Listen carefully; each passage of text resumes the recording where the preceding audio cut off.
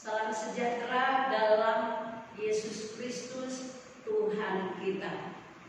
Atas nama tim penggembalaan, kami menyampaikan selamat Hari Raya Paskah 2020 untuk jemaat Tuhan yang terkasih dimanapun kita berada. Perayaan Paskah tahun ini dirayakan oleh umat Tuhan di seluruh dunia, bukan di tempat-tempat seperti biasa, yaitu di rumah-rumah ibadah yang besar yang kita sebut gedung gereja. Perayaan Paskah tahun ini mengharuskan kita merayakan Paskah di rumah kita masing-masing. Namun tidak perlu kita kecewa, karena Tuhan Yesus hadir di tengah-tengah kita untuk memberkati kita semua. Puji Tuhan, kita akan segera membuka Alkitab. Kita mau membaca melalui kitab Keluaran pasal yang ke-12 pada ayat yang pertama sampai dengan ayat yang keempat. Keluaran 12 ayat 43 sampai 46. Ayat-ayat ini berisi atau menceritakan tentang perayaan Paskah umat Israel di tanah Mesir. Demikian bunyi firman Tuhan tentang perayaan Paskah. Berfirmanlah Tuhan kepada Musa dan Harun di tanah Mesir, bulan ini akan menjadi permulaan segala bulan bagimu. Itu akan menjadi bulan pertama bagimu tiap-tiap tahun.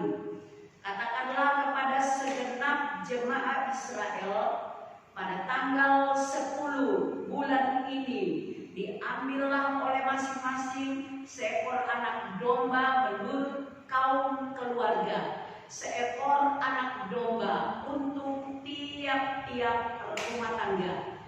Tetapi jika rumah tangga itu terlalu kecil jumlahnya untuk mengambil seekor anak domba, maka ia bersama-sama dengan tetangganya yang terdekat ke rumahnya haruslah mengambil menurut jumlah jiwa tentang anak domba itu. Kamu buatlah perkiraan menurut keperluan tiap-tiap orang. Kita langsung saja sambung dengan ayat 43 sampai 46 yang berkata demikian. Berfirmanlah Tuhan kepada Musa dan Harun, inilah ketetapan mengenai Paskah. Tidak seorang pun dari bangsa asing boleh memakannya. Seorang budak belian barulah boleh memakannya setelah engkau menyunat dia. Orang pendatang dan orang upahan tidak boleh memakannya. Paskah itu harus dimakan dalam satu rumah. Tidak boleh kau bawa sedikit pun dari bagian itu keluar rumah. Satu tulang pun tidak boleh kamu patahkan. Puji Tuhan. Dari ayat-ayat yang kita sudah baca ini memberitahukan kepada kita tentang perayaan Paskah umat Israel di tanah Mesir. Itu dirayakan di rumah masing-masing, di tiap-tiap rumah tangga umat Israel. Yang kita perhatikan di sini, di dalam perayaan Paskah itu yang harus disediakan adalah daging domba itu dipanggang, kemudian roti yang tidak beragi dan sayur yang pahit. Itu ditulis di dalam ayat yang ke-8 sampai dengan ayat yang ke-11. Kita baca saja pada ayat yang ke-11 yang berkata demikian. Ayat yang ke-11. Dan beginilah kamu memakannya, pinggangmu berikat kasut pada kakimu dan tongkat di tanganmu. Buru-burulah kamu memakannya.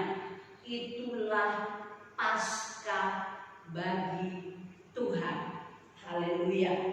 Jadi jelas sekali diberitahukan atau ditulis di dalam Alkitab ini, dan kita semua telah membacanya, bagaimana cara umat Israel merayakan Paskah, yaitu dirayakan di rumah-rumah mereka. Itulah perayaan Paskah pada saat itu. Bapak Ibu Saudaraku yang dikasihi dalam Tuhan Yesus Kristus, perayaan Paskah berarti perayaan dalam tiap-tiap keluarga serempak dalam waktu yang sama. Itu yang dilakukan di tanah Mesir. Kita baca satu ayat lagi yang dalam Keluaran ini pada ayat 51. Dan tepat pada hari itu juga Tuhan membawa orang Israel keluar dari tanah Mesir menurut pasukan mereka. Haleluya. Ayat 31 mencatat setelah umat Israel itu makan Paskah di rumah mereka masing-masing. Tepat pada hari itu juga orang Israel dipimpin oleh Tuhan sendiri keluar meninggalkan tanah Mesir. Tanah Mesir adalah tanah di mana orang-orang Israel mengalami perhambaan atau perbudakan yang begitu lama. Tetapi puji Tuhan, setelah mereka melakukan perayaan Paskah, makan Paskah bersama-sama di dalam keluarga mereka, maka ayat 51 tadi jelas sekali bilang mereka dibawa keluar dari tanah Mesir, dipimpin oleh Tuhan sendiri. Nah, sekarang kita akan melihat tentang perjamuan Paskah yang ditulis di dalam Perjanjian Baru. Saya akan mengajak kita untuk membaca dari Injil Matius pasal yang ke-26 ayat yang ke-18. Injil Matius 26 ayat 18. Demikian bunyinya.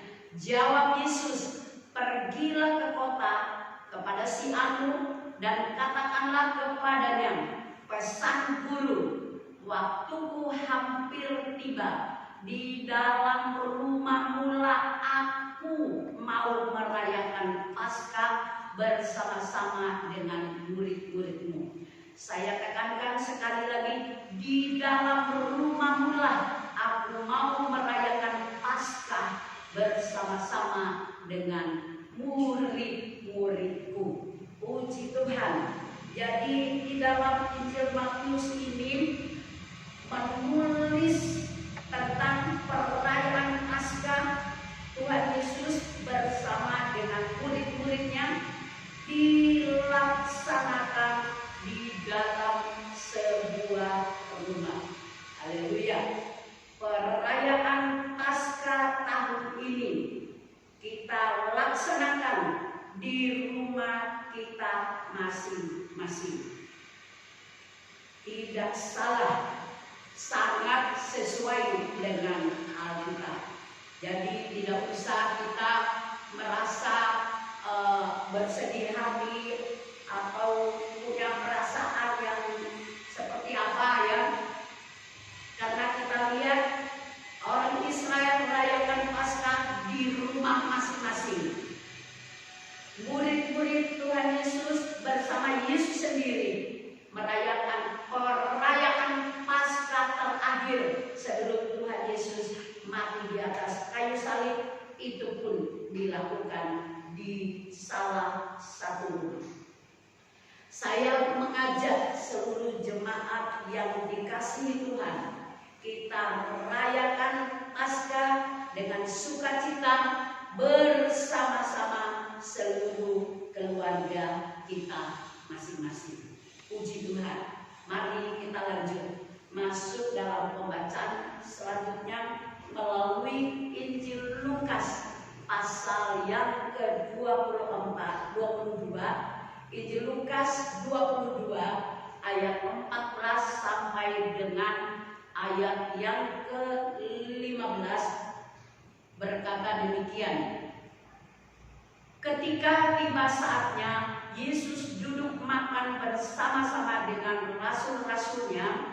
Katanya kepada mereka, "Aku sangat rindu makan Paskah ini bersama-sama dengan kamu sebelum aku menderita."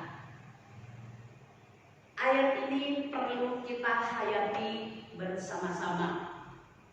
Ini adalah pernyataan dari Tuhan Yesus sendiri.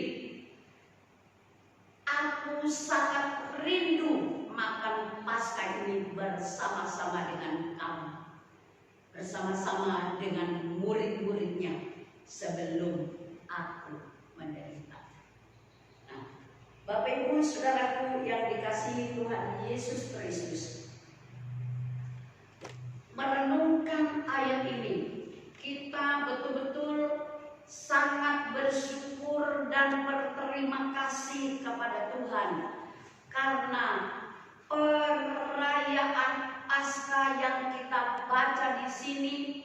Tuhan Yesus menyatakan, "Aku rindu makan Paskah bersama-sama dengan kamu." Biar kita terima ini dengan iman bahwa kalau kita melakukan perayaan Paskah di rumah kita masing-masing, tetaplah kita ingat Yesus hadir di situ.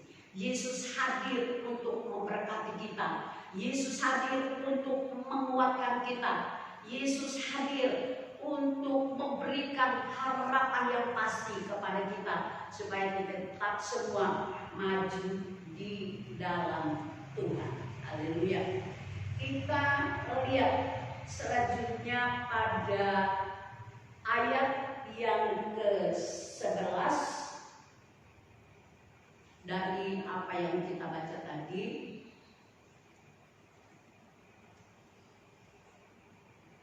Dan katakanlah kepada tuan rumah itu, "Guru bertanya kepadaku, di manakah ruangan tempat aku bersama-sama dengan murid-muridku akan makan Paskah?" Kita teruskan dengan ayat yang ke-16. "Sebab aku berkata kepadamu, aku tidak akan memakannya lagi sampai ia beroleh kegenapannya dalam kerajaan Allah." Nah, kita membaca di dalam ayat ini bahwa perayaan Paskah yang dilaksanakan oleh Yesus dengan murid-muridnya jelas sekali berada di dalam satu tempat, yaitu di dalam satu ruangan. Yesus makan Paskah bersama-sama dengan murid-muridnya. Kemudian dikatakan di dalam ayat yang ke-16 kita baca tadi bahwa Yesus memberitahukan kepada mereka bahwa satu saat nanti dia akan makan perjamuan lagi bersama-sama dengan murid-muridnya di dalam kerajaan Allah. Nah, untuk itu kalau kita melihat ayat seterusnya di ayatnya yang ke-18, sebab aku berkata kepada kamu, mulai dari sekarang ini aku tidak akan minum lagi hasil pokok anggur sampai kerajaan Allah telah datang. Nah, Bapak Ibu Saudaraku, mulai dari perjamuan kudus yang terakhir bersama-sama dengan murid-muridnya, Tuhan Yesus memberitahukan kepada para muridnya bahwa satu ketika dia akan meminum lagi hasil pokok anggur itu bersama dengan murid-muridnya di dalam kerajaan Allah. Nah, untuk sekarang ini dalam waktu yang terhitung dari Tuhan Yesus mengadakan perjamuan bersama dengan muridnya sampai yang akan datang itu, ini adalah masa-masa penantian kita untuk menantikan kedatangan Yesus Kristus pada kali yang kedua untuk menggenapi ayat yang kita baca tadi, sampai kerajaan Allah telah datang. Mari kita akan terus melakukannya dengan setia.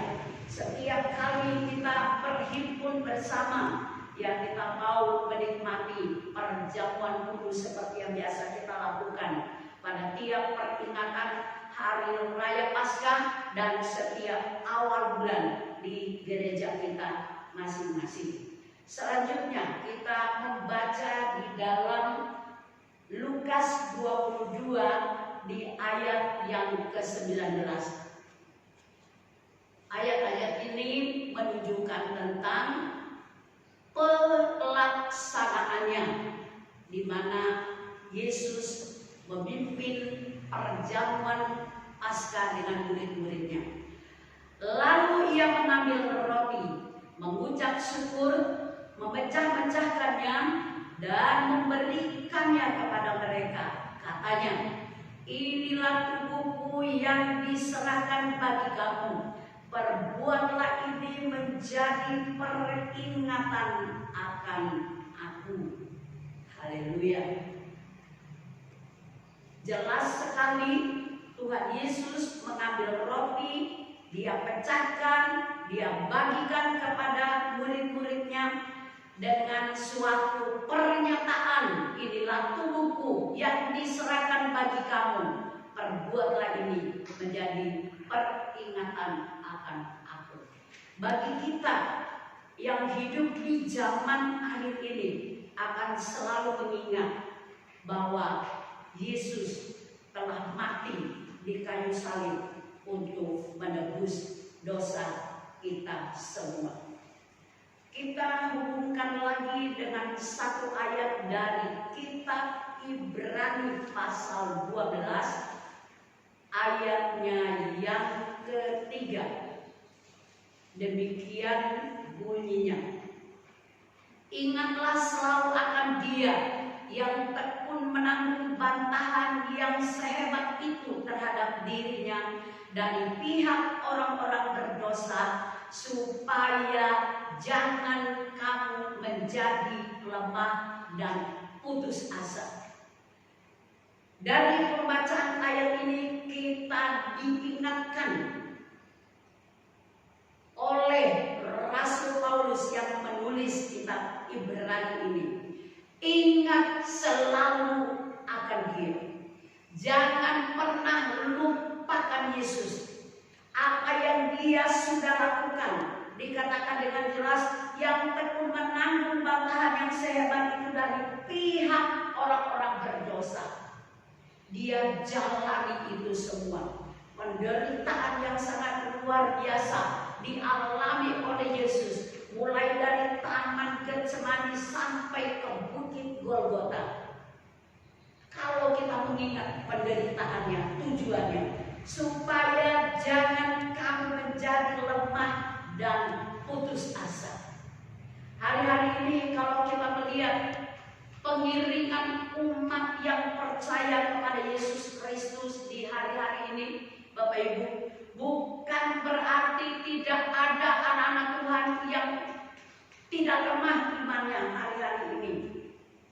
Ada banyak anak-anak Tuhan dalam kondisi-kondisi seperti sekarang ini. Mungkin mereka berada dalam kelemahan. Mungkin mereka tidak kuat lagi.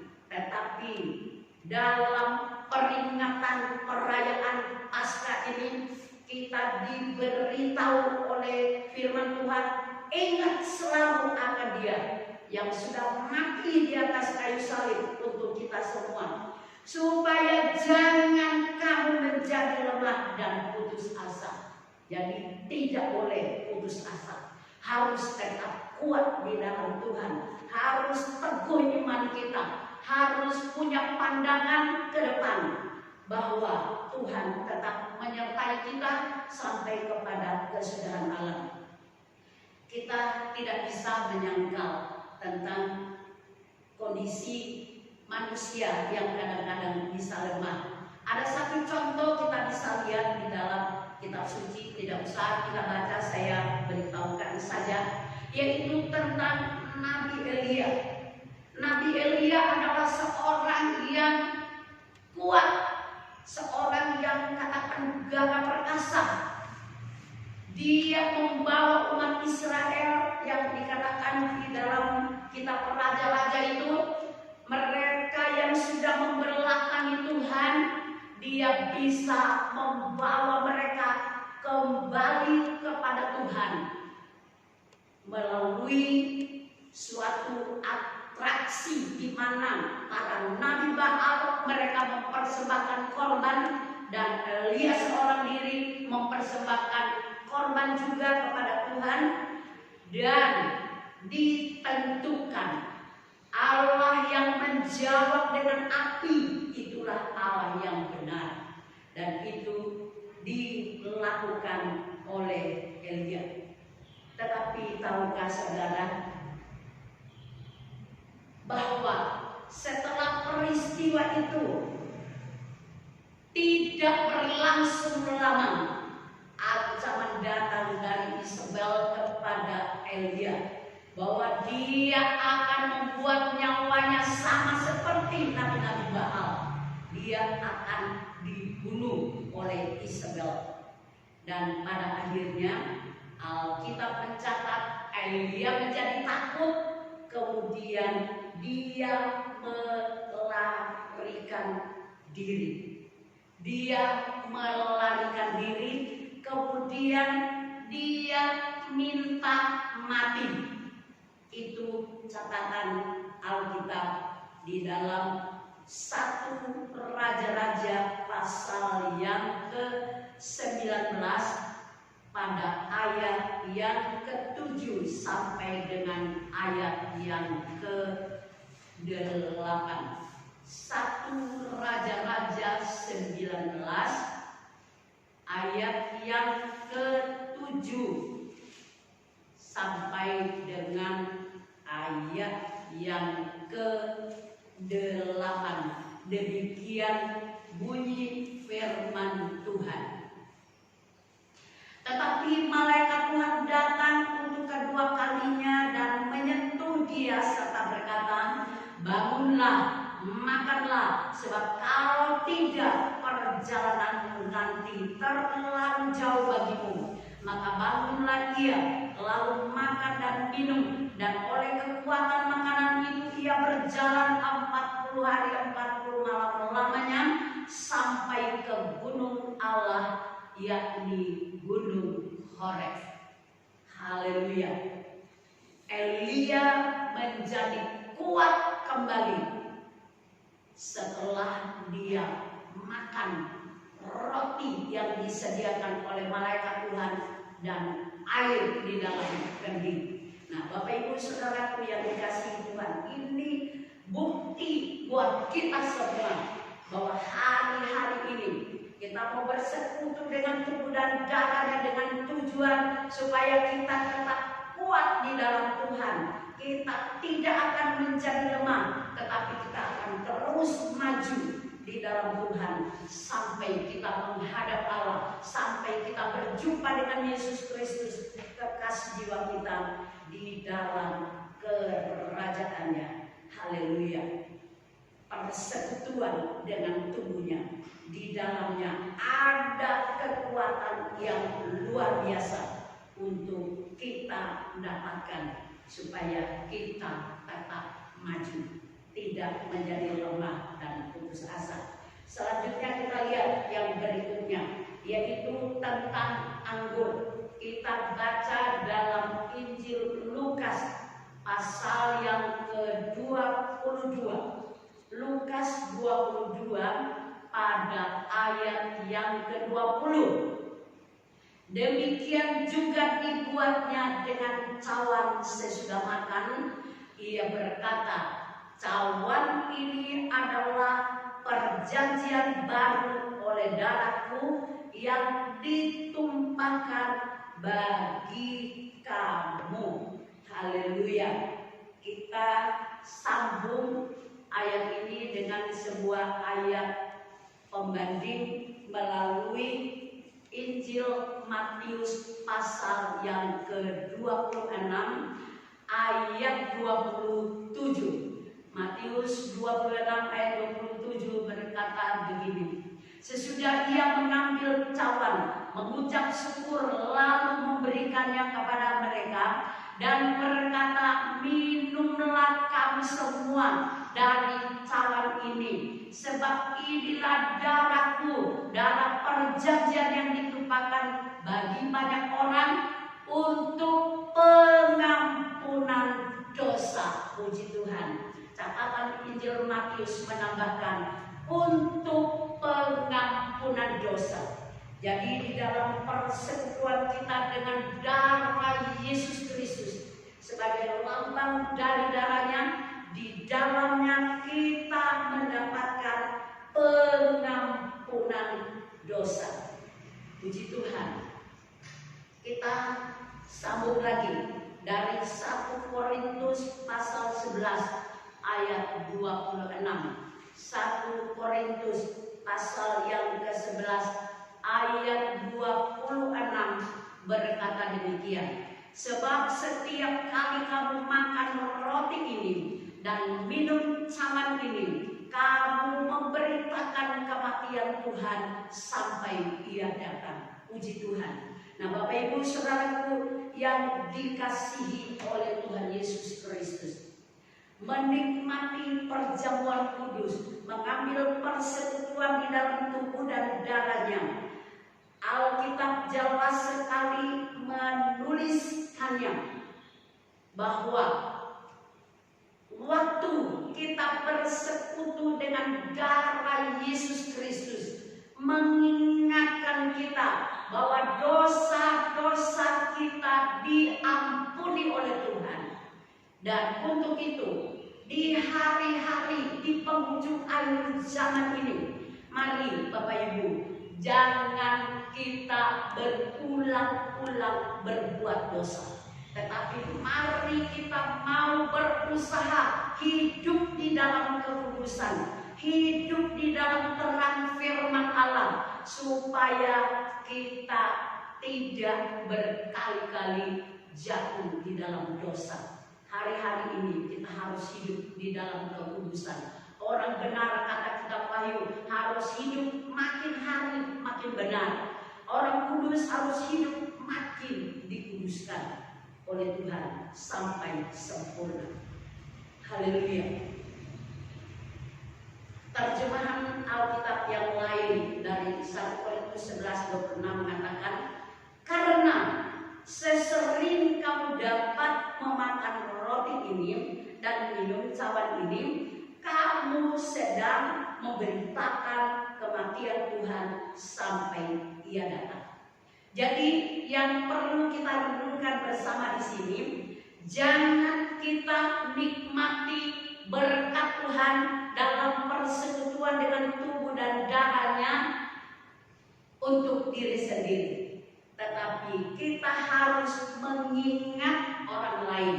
Ya, kalau kita diberkati dengan anugerah keselamatan melalui pengorbanan Yesus Kristus, menjadi tugas kita di hari-hari ini adalah memberitakan kematian Yesus Kristus yang memberi pengampunan dosa dan memberi jaminan hidup yang kekal dan memberitakan kepada mereka bahwa Ia akan datang kembali pada kali yang kedua untuk membawa semua orang tebusannya di dalam kerajaannya. Haleluya. Puji Tuhan, Bapak Ibu Saudaraku yang dikasihi Tuhan. Melalui ayat-ayat yang saya bacakan pada pagi hari ini, menghantar kita semua dengan pengertian yang benar, dengan pengertian yang jelas dalam perayaan Paskah tahun ini. Kita lakukan di rumah-rumah kita masing-masing, itu sesuai dengan kitab suci, dan biarlah di dalam persekutuan di rumah tangga kita masing-masing kita melakukannya dengan sungguh-sungguh, dengan penuh ucapan syukur dan terima kasih kepada Tuhan karena kita diselamatkan. Haleluya. Yang berikutnya, biarlah di dalam persekutuan perjamuan kudus dalam tiap-tiap keluarga kita masing-masing boleh membuat tiap-tiap keluarga makin kuat di dalam Tuhan, makin mengasihi Tuhan, dan semua setia beribadah kepada Tuhan sampai Tuhan Yesus datang kembali pada kali yang kedua. Firman Tuhan saya tidak lanjutkan, tapi kita akan masuk di dalam persekutuan dengan tubuh dan darahnya melalui perjamuan kudus yang akan dipimpin oleh Bapak Gembala, dan kita semua mengikutinya. Untuk itu saya mengajak kita untuk sama-sama berdoa kepada Tuhan. Bapa di dalam surga, dalam nama Tuhan Yesus Kristus, kami bersyukur dan berterima kasih pada kesempatan ini. Firman-Mu sudah diberitakan, Roh Kudus menceraikan di hati kami, Roh Kudus menjelaskan di hati kami, dan Roh Kudus memberi pengertian demi pengertian untuk membawa kami hidup makin hari sesuai dengan firman Tuhan. Buatlah kami masing-masing bersukacita dalam perayaan Paskah ini yang kami lakukan di rumah tangga kami masing-masing. Satu sukacita yang luar biasa. Kalau ayah, ibu, anak-anak berkumpul bersama-sama dan Tuhan hadir di sana, kami percaya berkat Tuhan Engkau limpahkan atas kehidupan kami semua. Terima kasih Tuhan, dalam nama Yesus Kristus kami sudah berdoa. Amin.